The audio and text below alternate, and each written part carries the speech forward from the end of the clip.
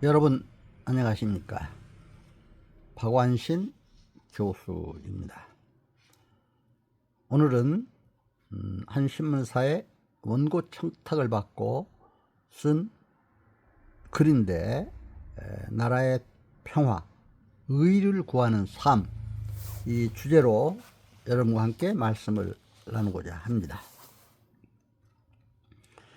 최근 국내외 정치, 외교, 군사, 경제, 사회, 문화, 환경은 한치 앞도 예측할 수 없을 정도로 많은 변화를 이루어가고 있습니다.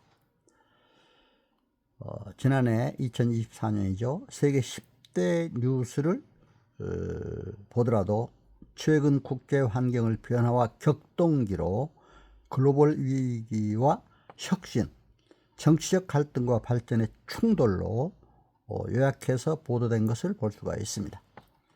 특히 10대 뉴스를 보면은 러시아와 우크라이나 전쟁, 또 대한민국 민주주의의 중대한 전환, 미국 대선 갈등과 변화의 서막, 기후변화와 자연재해 증가, 인공지능, AI죠.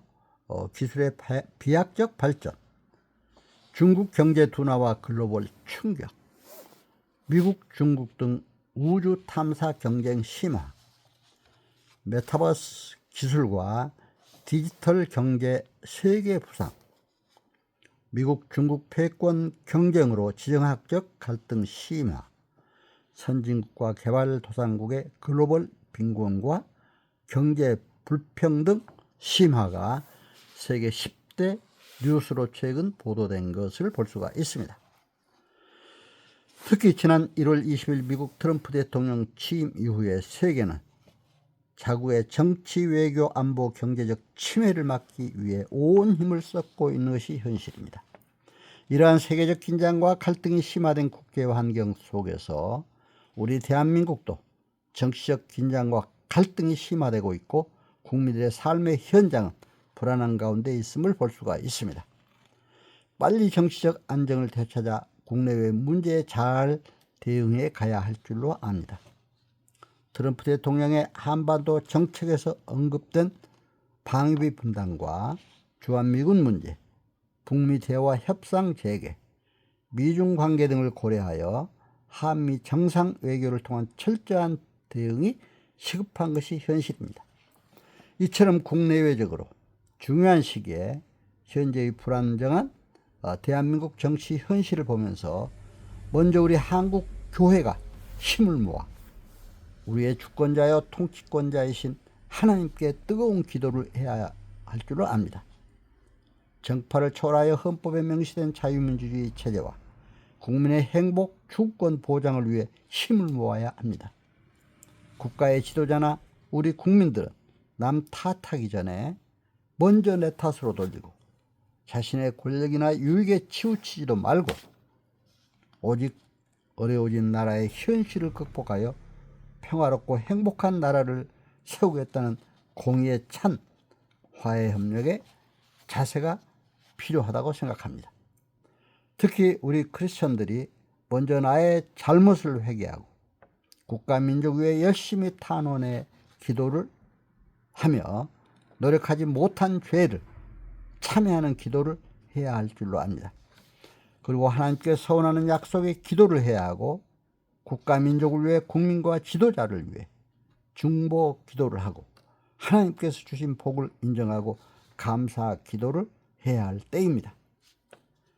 필자가 장로로 섬기는 소망교회에서 2025년 1월 1일 신년 예배 드리면서 김경진 담임 목사님께서 디모데전서 2장 1절부터 4절까지 말씀, 간구, 기도, 도고, 감사에 근거하여 4겹의 기도를 주제로 말씀을 전하면서 기도로 하나님 나라 비전 실천을 강조한 바 있어서 오늘 참고로 그 기도 내용을 함께 나누며 이 어려운 시기에 함께 기도했으면 하는 마음 간절합니다.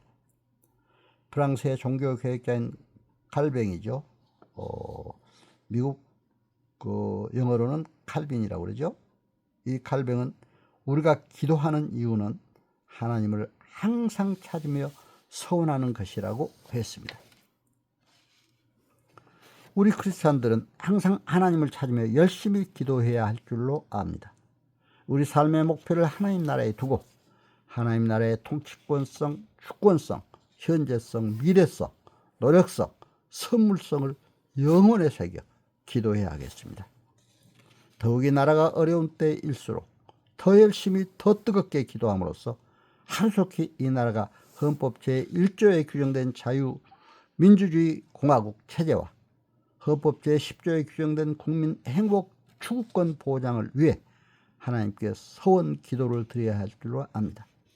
내가 먼저 정의롭고 신실한 크리스찬이 되어서 앞장서서 하나님 나라 위에, 이 나라 민족 위에 기도해야 합니다.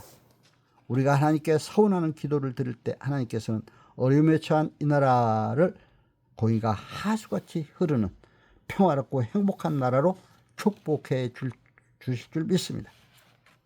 마태복음 6장 33절에 너희는 먼저 그의 나라와 그의 의의를 구하라.